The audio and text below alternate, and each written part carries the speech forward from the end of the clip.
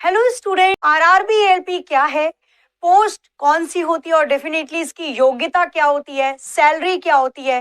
तो इन सभी जानकारी के साथ मैं लेकर आई हूँ आपके सामने एक इवेंट। तो आज का सेशन इंपॉर्टेंट उन सभी स्टूडेंट्स के लिए जो तैयारी कर रहे हैं आरआरबी एएलपी की। आरआरबी असिस्टेंट, लोको पायलट और टेक्नीशियन की। तो जैसा बहुत सारा इंतजार, कहते हैं ना, बेसब्री से इंतजार है कि भाई कब इसकी वैकेंसी आएगी, कितनी नंबर ऑफ वैकेंसीज आएंगी और कैसे कैसे सारी चीजें होती चली जाएगी ना। क्या प्रक्रिया होती है, कौन कौन से सब्जेक्ट पूछे जाते हैं, क्या क्वालिफिकेशन होनी चाहिए कि आप एएलपी के एग्जाम को दे सकते हैं नहीं दे सकते, टेक्नीशियन के एग्जाम को दे सकते हैं नहीं दे सकते, सैलरी कितनी होती है, प्रमोशन होने के चांसेस कितने होते हैं। तो इन सभी चीजों को देखना शुरू करते हैं। सबसे पहले अगर मैं बात करती हूँ क्वालिफिकेशन के बारे में, योग्यता के बारे में, तो योग्यता, अगर आप एएलपी और टेक्नीशियन दोनों पोस्ट के लिए अप्लाई करना चाहते हैं तो या तो आपके पास 10th प्लस और आईटीआई होनी चाहिए। आईटीआई चाहे आपने सिविल में कर रखी हो, चाहे मैकेनिकल में कर रखी हो, चाहे फिटर में कर रखी हो, तो आपके पास 10th पास होनी चाहिए और आप आईटीआई की डिग्री होनी चाहिए। या फिर 10th पास आपने कर रखी हो और एक डिप्लोमा हो तो भी आप एएलपी की वैकेंसी को फिल कर सकते हैं। या फिर आपने बीटेक और बीई कर रखी हो तो भी आप एएलपी की वैकेंसी को फिल कर सकते हैं। ठीक है जी, तो ये तीनों चीजें होनी अनिवार्य है अगर आप एएलपी असिस्टेंट लोको पायलट के फॉर्म को फिल करना चाहते हैं तो।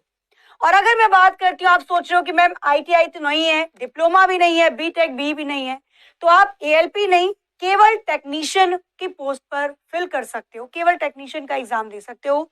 और टेक्नीशियन के लिए योग्यता होनी चाहिए 10+2, आपने 12वीं पास कर रखी हो, पीसीएम से, फिजिक्स केमिस्ट्री मैथ्स से आपकी 12वीं पास हो। तो ये बात हो गई योग्यता के बारे में। अब हम बात करते हैं एज, आयु से संबंधित।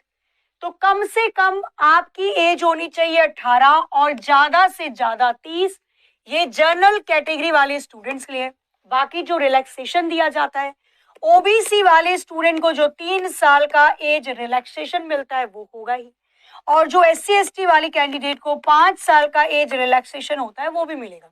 इसके बाद हम बात कर लेते हैं इसके एग्जाम पैटर्न के बारे में कि भाई एग्जाम का पैटर्न क्या रहता है। तो एग्जाम इसमें अगर आप एएलपी के लिए मतलब फिल करना चाहते हो तो आपको 3 एग्जाम देने पड़ेंगे। 3 क्या, 4 बोलूंगी मैं इसके अंदर।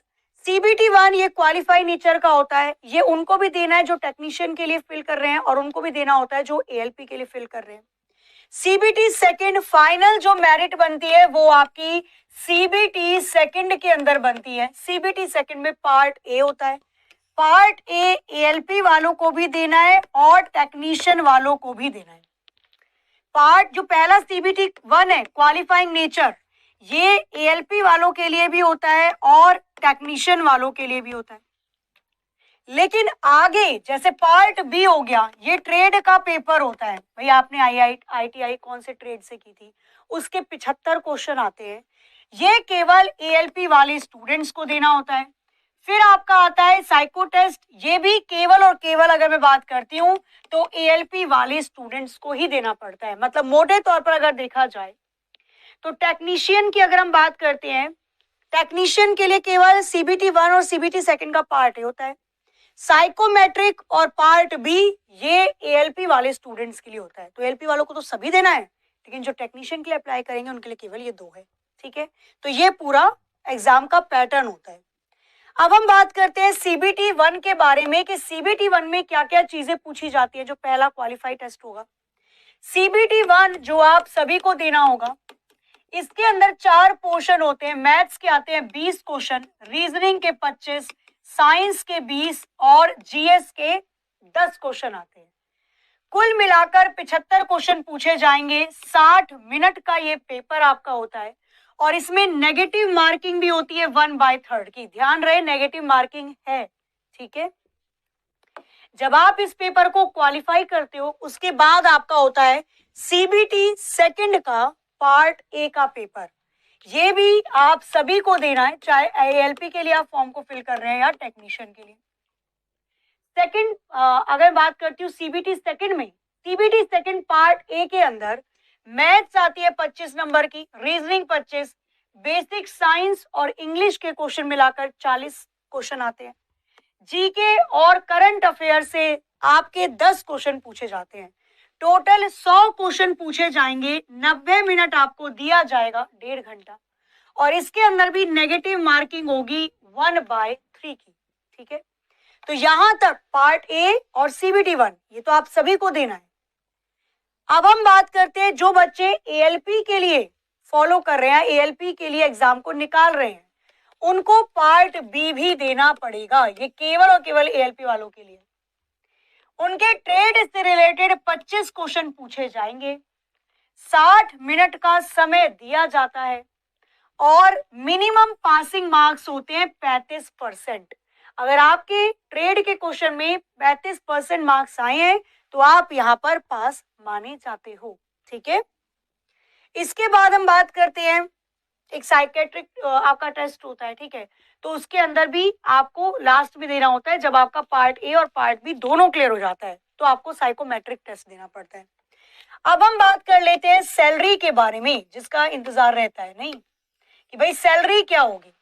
तो इसकी जो बेसिक पे होती है, जो इसकी बेसिक पे होती है या बेसिक ग्रेड पे आप इसको कह सकते हो, वो 1900 होती है। मतलब जो बेसिक सैलरी होती है वो 19,900 समथिंग होती है।